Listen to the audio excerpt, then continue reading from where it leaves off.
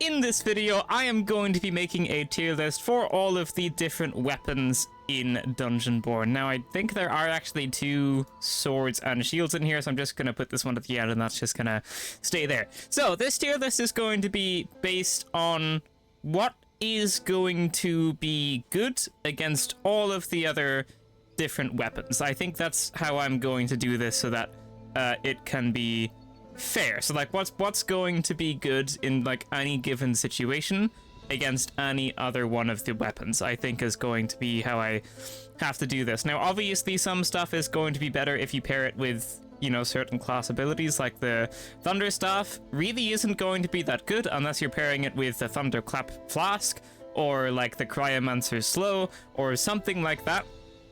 But apart from that, it's just not really going to be that effective. So I think I'll kind of say that stuff while I'm going through it, but in general, I think it's just going to be what's going to be good generally, depending on what other weapons you're coming up against. So, we're going to start off with the two-handed sword, and this is just very, very, very good. For PvE, does a whole lot of damage. One fully charged attack is going to stagger most mobs, which means you can probably just follow up with 2 more attacks, and the mob will most likely die, especially if it's a purple sword like this one. By the way, the color, it doesn't matter here. Like, this is just a sword, not necessarily a purple sword, just to get that out of the way. And also, whatever I put on the left is going to be the best in the class, and whatever I put on the right is going to be the worst in the class.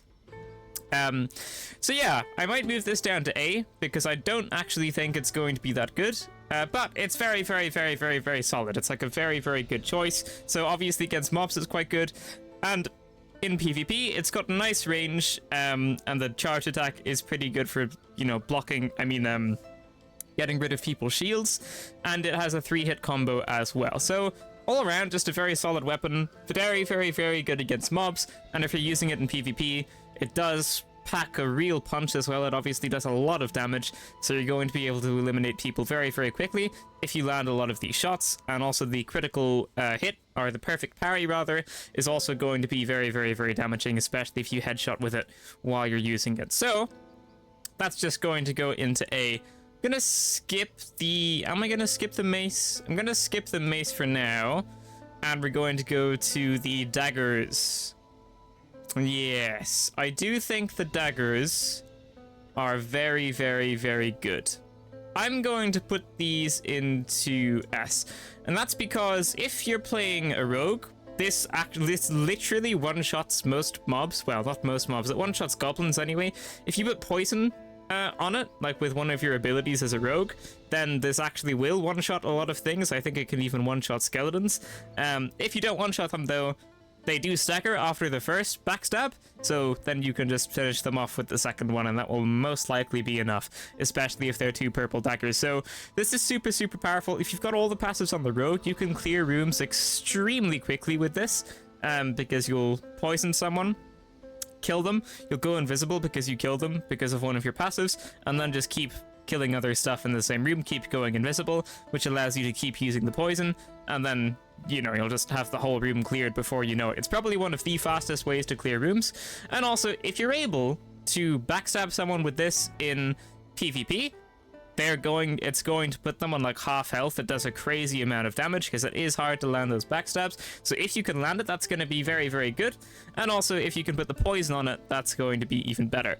This is also very good because obviously they hit a lot of times very, very quickly. So for any life on hit enjoyers out there, this is going to be a very, very solid pick as well, just behind the double swords. Well, yeah, I'd say just behind, probably. It probably will be behind the double swords. But it's very, very, very, very, very good. Mainly going to be for the rogue, but it's still very good. Clears rooms real quick if you are able to use them effectively in PvP. It does PvP very, very well. And if you're using two-handed daggers, you're probably a fast class. So, you know, if you just want to get out of the area, you can do that against pretty much all of the other weapons. So I think it's going to be a pretty solid pick.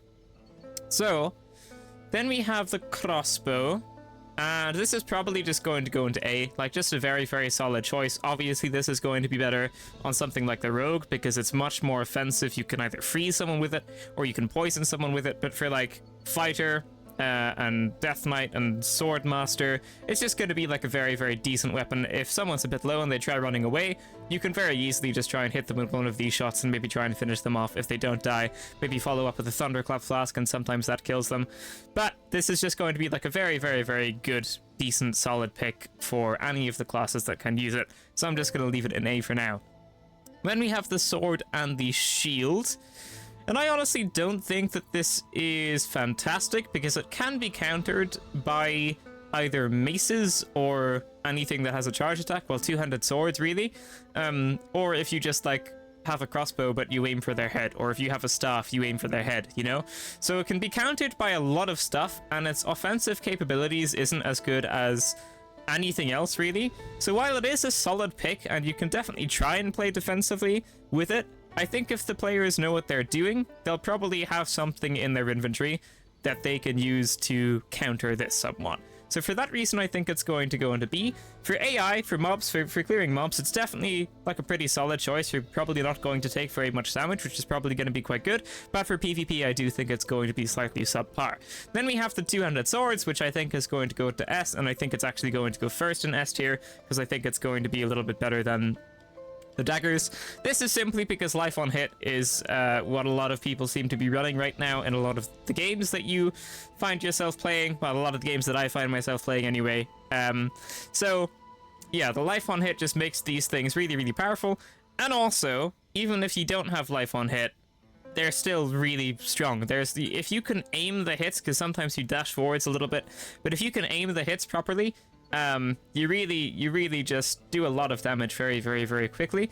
So if you're like a tanky class that can use this, like maybe like a Death Knight, and you've got one of your Q abilities active, and you're also doing damage over time if they're next to you, and then you're just whacking them with this stuff, it's going to be pretty hard for someone to do something. Now, I will say, if life on hit is nerfed, then the two-handed sword will probably be up here. Actually, you know what? I might put the two-handed sword up there, because it is very, very good. I think the daggers and the swords are only going to be ahead of it because of life on hit. So I think the daggers and the swords are only going to be ahead of this long sword here, or the two-handed sword, because of life on hit. I think if that wasn't there, these would probably go down into A, and I think the long sword would probably stay into S. I think that's what I'm going to do for now. I think that makes sense. But yeah, the two-handed swords for AI, pretty powerful. If you have life on hit, you don't really need to worry about getting hit by the AI, so you can just really destroy mobs with this. And for PvP, it's pretty much the same deal. So I'm just going to put that into S. It's a very, very, very, very, very strong weapon right now. So, do I want the mace and the orb? Ah, there's no, like, dagger and orb here. Actually, is there? Maybe I'll just do that with the mace and the orb, and I'll pretend that's everything. Okay, we'll do that, maybe. Anyway, there's a staff here. This is a fire staff, and I think I'm going to put this into A. Is it better than the crossbow? Or is it not better than the crossbow? I mean, it's pretty good. You don't have to reload it. It does a lot of damage. I'm not too sure which one of these are better, but they're very, very close. I think I'll just leave it where it is. So the fire staff is very, very good. You have 5 charges, and it charges up its charges again pretty quickly, unlike the lightning staff. And also it just does very, very respectful damage. Does very decent damage against AI and mobs. And its range is pretty good as well. You can't snipe someone from across the entire map, but you can snipe someone from across the entire room, generally. And there are some pretty big rooms in the game, so I think this is going to be a pretty good thing to use. If someone is using a shield, you can aim for the head. And if not, well, you're just going to get lots of damage anyway. This is going to be pretty good if you pair it with, like, life on hit as well. It can also benefit greatly from, like, mana on hit. This is going to regenerate your mana very, very quickly, or, like, mana from critical hits or something like that. If you aim for the head, you regenerate very, very quickly. So this is a lot of nice fixes that you can put on it. So for that reason, I think it's just going to go into A. Just a very, very decent weapon. There's not a lot of drawbacks to it, apart from, you know, obviously the fact you have to charge it and all that. And if you let someone get close to you, that's probably not going to be ideal, but it does also have, like, a melee attack, which you can use, which does also do, like, very okay damage. So if you get the feeling that someone's really low, you can probably just finish them off with a melee. So even though you don't want to really be using it up close, you can use it up close if you really have to, and also if you're out of charges, which is nice as well. So for that reason, I think it's just going to go into A. Then we have the lightning staff, and I think this is going to have to go into B, because it's only really going to be very good if you pair it with certain things. Like earlier on I would have said the Thundercup Flask or the Cryomancer's Ice Storm.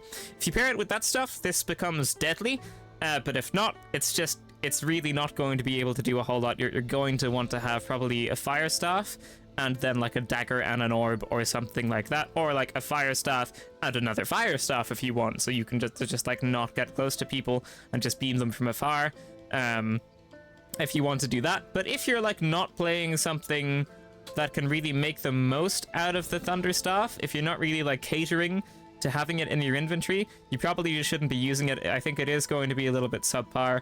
I think there might be a change to this in the future, like maybe it has 3 charges and slightly less damage, or maybe it charges faster or something like that, because right now it only has 2 charges and it charges very, very slowly, which just makes the Fire Staff better in my opinion anyway.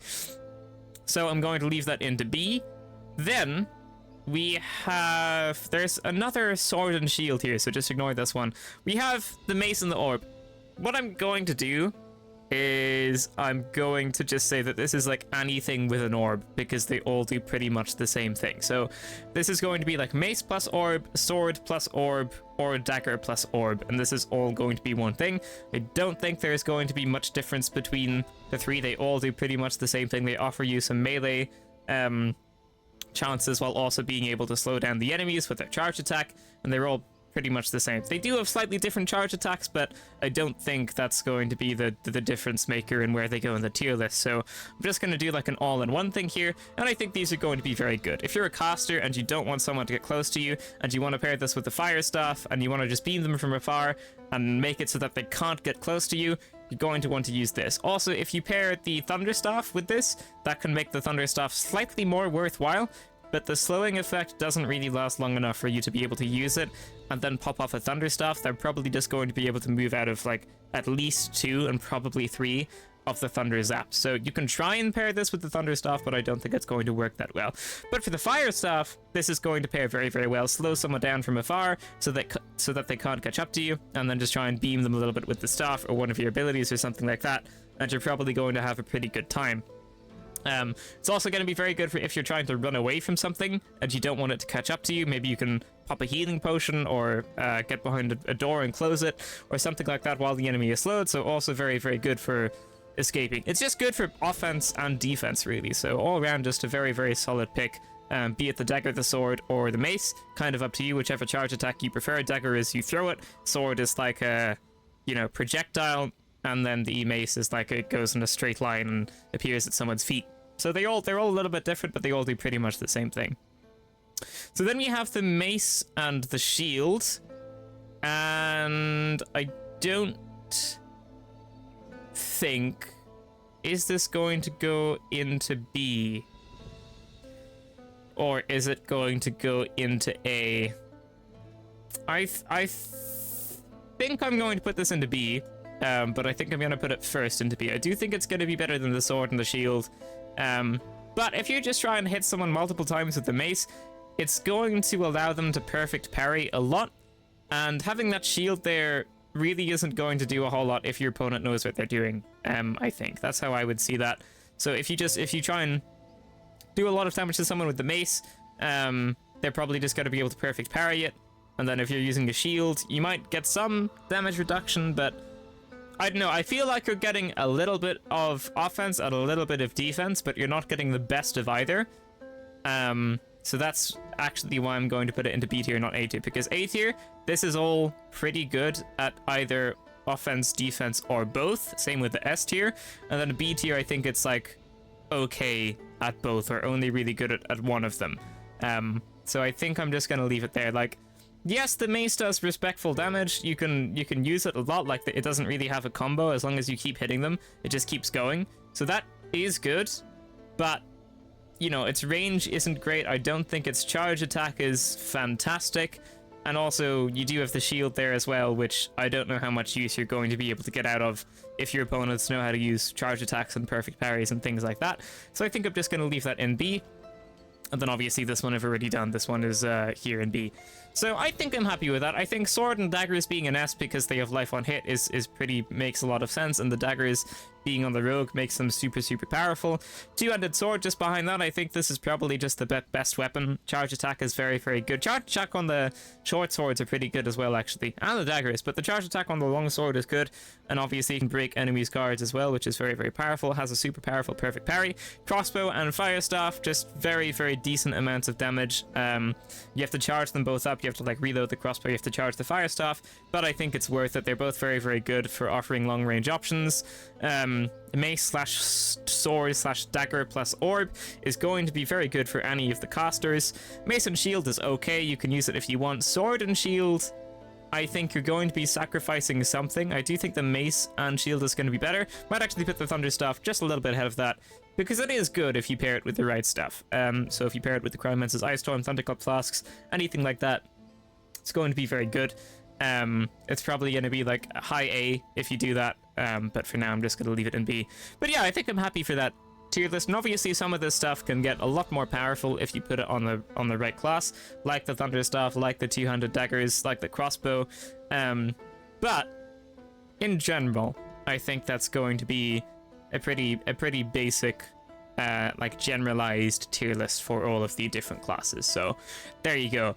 Thank you so much for watching, ladies and gentlemen. That is going to be it for this video. If you liked it, leave a like, subscribe, and I will see you in the next one. Farewell.